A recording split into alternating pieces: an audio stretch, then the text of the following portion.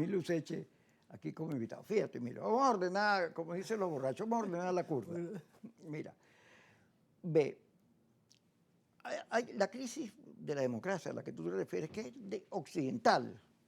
Las crisis de la democracia ocurren cuando las clases medias, en vez de crecer, se vuelven menos. En este momento en China hay más clase media que en los Estados Unidos y en la India. Porque, ¿qué ocurre? Es un problema de la globalización, cambian los conceptos y la manera de vender los mercados funciona de otra manera. No hay nada más capitalista que China. China es más capitalista que los Estados Unidos. En el concepto puro del mercado, los chinos son vendedores y comerciantes auténticos, mientras Trump y los americanos andan poniendo sanciones, cobrando impuestos y poniéndole trabas a todas las negociaciones. Supuestamente el mercado es libre y tiene sus propias reglas, pero no es así. Pero vamos a meternos en el tema venezolano, fíjate. La República se constituye en 1877, porque antes éramos unas provincias, las pegaron y 20 y pico años después estábamos en la guerra de independencia, una guerra de independencia que duró 20 años. Cuando se desmembrana la Gran Colombia, Páez refunda la República, pero Páez construye una república en medio de los desastres de la guerra, la población mermada, no había recursos, era muy rural el país. Aparece Guzmán Blanco después de la Guerra Federal, que fue una guerra de pobres contra ricos, porque Boves, cuando armó y construyó su ejército, es un poco de pobres contra los ricos que eran los mantuanos. Eso cambia con Páez, que hace lo mismo pero a favor de la causa de... Entonces, para hacerte cortico, Guzmán Blanco comienza a constituir el Estado. El gran constructor del Estado es Gómez, que construye un ejército, construye la administración pública, construye casi todo.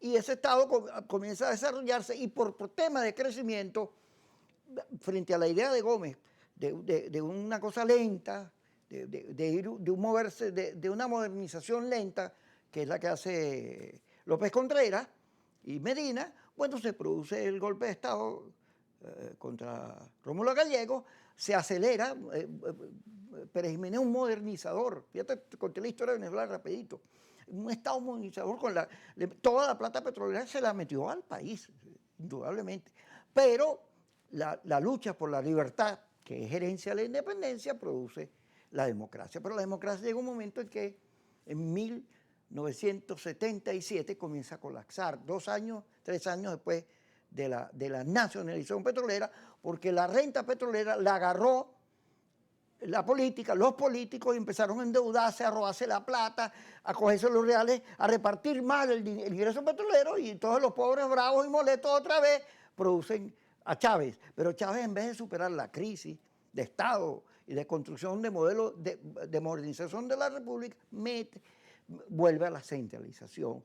Y hoy tenemos este conflicto que tiene que ver con un enfrentamiento interno, un enfrentamiento que tiene en el fondo intereses económicos, respuestas económicas.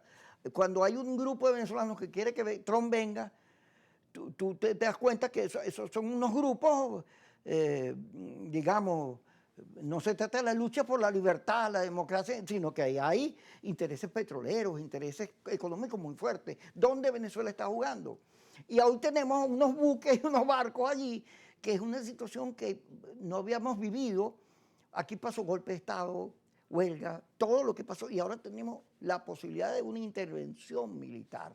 Y eso debería producir un debate sobre el país que tenemos, sobre la democracia y las deudas de la democracia, y sobre la crisis de partidos y de liderazgo cuando tienes un país lleno de odio. Eso que te conté, cuando Leopoldo López sabe decirlo, de las cosas que dice contra Capriles, oye, el que queda mal es Leopoldo López, porque se le ve el odio en los ojos. Y la política no se hace con odio, porque si no la gente es la que la sufre. Mira, hay una cosa que al pueblo venezolano siempre, o que el pueblo venezolano, según la historia, los acontecimientos históricos, el pueblo venezolano siempre ha valorado positivamente, que es cuando su liderazgo asume las responsabilidades, ¿no? El problema que hemos tenido durante los últimos 25 años es que el último que asumió responsabilidades fue Chávez, desde el 92 con el golpe de Estado, y asumió eso.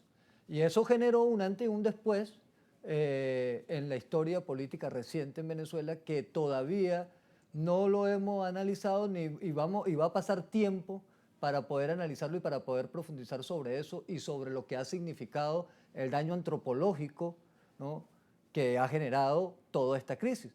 Porque es que el tema es que mientras que estamos acá tratando de poner el foco en algunos actores políticos que han tomado decisiones sobre el bienestar y el porvenir de la gente, ¿no?, nos olvidamos de poner el foco en lo que yo percibo que es el fondo. ¿Cuál es el fondo? Como fuimos al corte ahora, ¿cuál es la patria que hay que defender? Y no es porque yo sea apátrida, no, es que tenemos que caracterizar, conceptualizar y dar espíritu a la palabra patria, ¿no? Entonces la palabra patria tiene que ver con arraigo, la palabra patria tiene que ver con cultura, la palabra patria tiene que ver con historia, la palabra patria tiene que ver con sujeto histórico, la palabra patria tiene que ver con el reconocimiento institucional, con mi condición de ciudadano, pero la palabra patria también tiene que ver con soberanía, y la soberanía no es solamente la de la Fuerza Armada para defender el territorio. No, la soberanía es que tú, Kiko, y yo, Emilio, en el marco del acuerdo político, que es la Constitución, puedo tener soberanía para ejercer mi libertad. Y volvemos al tema filosófico de nuevo. Sartre dice que hemos sido arrojados al mundo y estamos condenados a ser libres y entonces el hombre es un proyecto. Bueno, el Estado, cuando construimos el Estado tiene que garantizarme a mí las condiciones para yo poder ser libre y construir mi proyecto. Y creo que eso no lo está haciendo ningún Estado, desde mi perspectiva, ningún Estado de la era contemporánea. O sea, ningún Estado, es más, de la era moderna. O sea, el Estado moderno del Leviatán de Hobbes fue un Estado que cercenó la soberanía. ¿No te parece que los chinos están dándole a comer un gentío? También, por eso digo Estado, ojo, porque es un tema de los conceptos y por eso te decía lo de los simples de las discusiones y del debate político. O sea, los conceptos aquí se habla de conceptos sin estudiarlos.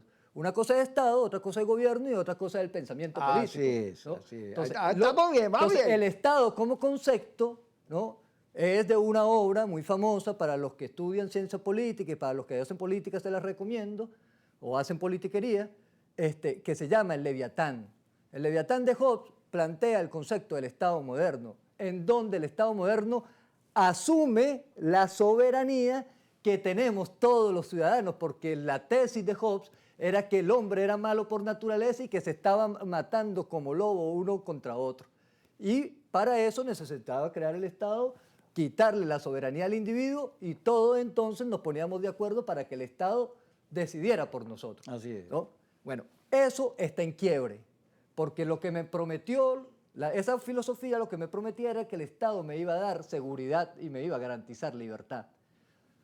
Eso fue en 1651. Han pasado todos estos años y hoy el Estado garantiza seguridad, garantiza libertad, garantiza desarrollo del proyecto personal. No lo garantiza. Quédate ahí, que vamos para el corte y ya regresamos, nos metimos aquí en reflexiones filosóficas. Pero tú sabes que hay una serie que se llama Dar. Sí, claro. ¿Tú la has visto? Es claro, una serie que claro es enredadísima. Sí. Pero muy buena. Sí, pero tú le referencia. preguntas a la gente de qué trata la serie y te lo explican. No, no vean el tiempo, dimensiones. De manera que la gente entiende las cosas complicadas, las entiende siempre y cuando tú sepas explicarlas. ¿Cuándo regresemos?